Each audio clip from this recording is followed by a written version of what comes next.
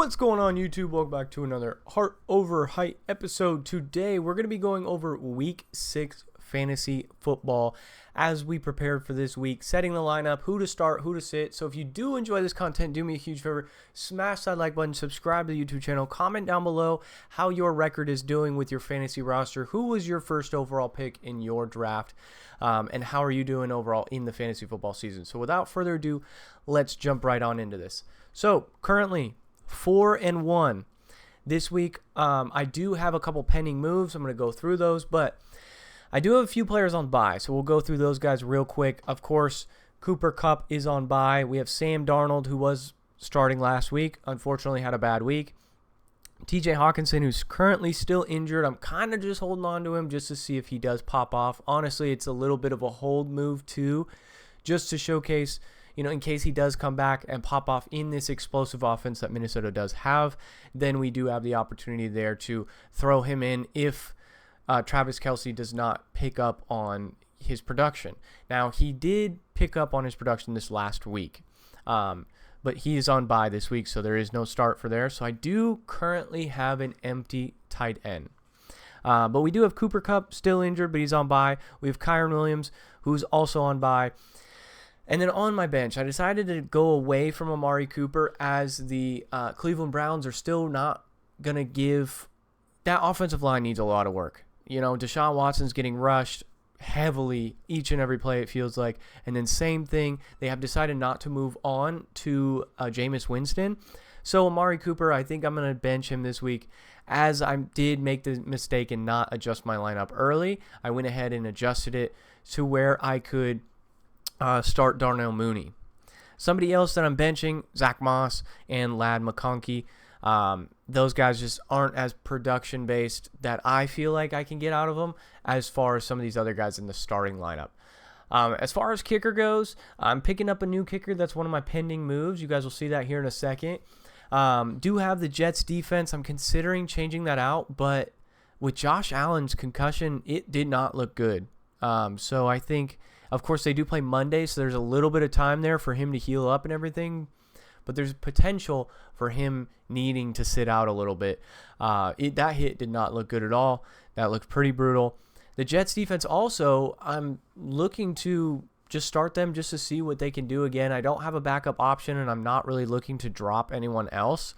My only other option for dropping someone would be like a Zach Moss, and I don't really plan on dropping him at the time. So I'm just going to have to ride with the Jets defense. Hopefully they get a pick or two. They can shut down the run. Just kind of hope that they can contain Josh Allen and these receivers if Josh Allen does play. I am starting Zay Flowers at the flex. It was between him, Amari Cooper, and Zach Moss. I'm going to give Zay Flowers a chance here because they are playing the Commanders. The corners for the Commanders are pretty mediocre, you might say. So Zay Flowers, if they do get the ball going through the air, he should have an opportunity to pop off, maybe get in the end zone, but he's projected 14 points right now. I'm hoping he gets in the end zone, and like I said, opponent ranking right here, 26th, so there's a potential for him to pop off. Tight end is currently empty, as I talked about. Travis Kelce's on a bye. I have an injury with TJ Hawkinson, so we'll be going over that move to pick up that tight end. Darnell Mooney, this could be huge because Kirk Cousins threw for 500 yards against a semi-decent defense in Tampa Bay, but they're playing a terrible defense in Carolina. So this could be a blowout. Darnell Mooney could pop off and have a really good game just like last week. Of course, I'm going to start Ja'Marr Chase. He was my first-round pick. I had pick number 7, as I've explained before. Ja'Marr is playing the Giants as well. The defense is not great there. Joe Burrow and him have been firing on all cylinders. I'm expecting a big game out of Ja'Marr. Moving up, we have Tony Pollard, starting him playing the Indianapolis Colts. The Colts don't have a great run defense. In Tennessee, all they do really is run the ball. They don't really have a great quarterback option to throw the ball downfield. And it was also, of course, I would normally start Kyren Williams, but Tony Pollard's going to be in there. He's been averaging decent value, too. He's been, right around the 20th running back. And then, of course, I have James Cook here starting against the Jets. So, honestly, it's a little bit mixed match right here, of course, with the Jets defense and James Cook. It's tough to root for one or the other. I think between the two, I'd rather have James Cook pop off than the Jets defense, just based off value there. But James Cook, hopefully he can get in the end zone. Maybe it's just a low-scoring game. It's like 14-7 or something like that, and James Cook gets a pair of touchdowns. Who knows? And then I am going to trust Caleb Williams. I know that this entire season I have trusted him time and time and time again. Last week he did finally have a decent week. As far as playing quarterback goes, he put up 17 points in fantasy, and they're playing the Jacksonville Jaguars, which have a terrible defense. So I'm thinking that he's going to be able to move the ball downfield, get some yardage. This might be his breakout game of the season for Caleb. Let's look at these pending moves that I currently do have. So I'm looking to add Tyler Conklin, tight end for the Jets, and drop Ladd McConkey. Another guy that I'm looking to add is the kicker for the Tampa Bay Buccaneers. Of course, they're an explosive offense as well, and drop Jake Moody just because he's got that sprained ankle. Let's take a look at some players that we could have potentially added, some free agents and everything. Quarterback was one that I was considering. Baker Mayfield is sitting right here, so I was considering dropping Caleb Williams. But because of his production last week, I want to see that happen again. Now, I know most people are probably like, why the hell is Baker sitting on waivers? And it's a lot of our league has pretty solid quarterback positions. And so this is my final week. This is my determining factor. If Caleb Williams has another, especially against a team like Jacksonville, if he doesn't have a good week, I'm coming for Baker. I am. Other quarterbacks, I'm not impressed by Anthony Richardson at all. He's going to come in, probably get hurt again because it's just been his kind of thing to do. No disrespect. I hope that he can have a healthy, productive season, but I just haven't seen it. Other players that I was looking at, there are intriguing and can be intriguing for your league if you do run a 10-man.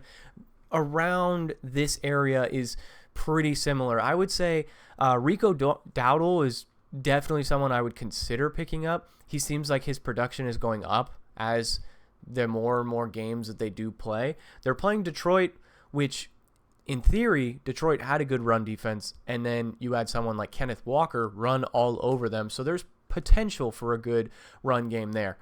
Tight end was another one. I was looking at Dalton Schultz. Let's just sort by tight end here. There we go. Tight end. I looked at Dalton Schultz. I thought about Tyler Conklin. Of course, that's the one I ended up going with. Another one that's kind of interesting was Taysom Hill. This would be like a boom or bust pick. If you're just kind of, there's no one really available, I think Taysom Hill is actually a really solid option because he's just that Swiss Army knife where he could throw a touchdown pass, he could rush for a touchdown pass, and he could catch a touchdown pass. Kind of somebody that just, he's either going to have a lot of production or very little production. Now, he is questionable, did come back, but he was able to find himself in the past just getting into the season. He has 2 touchdowns on the year already, 77 yards, 14 carries. Like, he has the targets and everything to get in the end zone. That's all I'm getting at. Let's take a look at running back. Running back, Chase Brown is a solid option if he is available in your league. Of course, they're kind of splitting backs there in Cincinnati. Having a guy like Chase Brown as well as Zach Moss, I think both are good options. Somebody else that you might be looking at is Ty Chandler, not this week, but next week as Aaron Jones' injury history is coming to bite him in the butt. He just got injured again, so you could snag somebody like Ty Chandler, throw him on the bench if Aaron Jones' injury history continues. Of course, I don't love somebody like Ezekiel Elliott or Jaylen Warren because I'm not the biggest fan of split backfields. Of course, I have Zach Moss, and I just talked about Chase Brown, but when it comes to someone's play declining and someone else going up in play, like Zeke and Rico, I'm not looking to pick up Zeke at all. You know, someone like Ty Chandler is a hold here. Let's talk about wide receiver real quick. In the wide receiver room, a guy, you could be looking at DeAndre Hopkins here because the passing offense could have potential. He had a good solid game 1 week. Did put up he's averaging 12.1 points per game. And then you look at the Indianapolis pass defense is terrible. So you might look at that as a potential. I also think Josh Downs is a huge pickup right now. We look at the last 2 weeks, he had like 15 and 22, and that's when Joe Flacco took over. Now, it is projected that Anthony Richardson could be playing, so keep an eye out for that, of course, if you decide to pick up Josh Downs, but not a whole lot of value left. So I have been considering trying to make a trade, possibly. Looking at someone like, we can look at my current matchup this week. I'm playing this guy that's 2-3. He's got, he drafted Breece Hall. That was his huge bummer here. Of course, he has Jordan Love, ETN, Marvin Harrison, Debo, Jake Ferguson, Wicks, Broncos D, and Seibert here. It's just somebody that, like, he is going to have to put a lot of work in to make a deal happen, of course. But I was trying to talk about possibly a Marvin Harrison switch, giving up one of like Darnell Mooney, who's kind of popping off right now, and maybe dangle him for somebody that can elevate me. I also think right now could be a time to buy low on Breece Hall, especially with the idea that Robert Saleh is out of there. That gives the opportunity for the run game maybe to be focused on.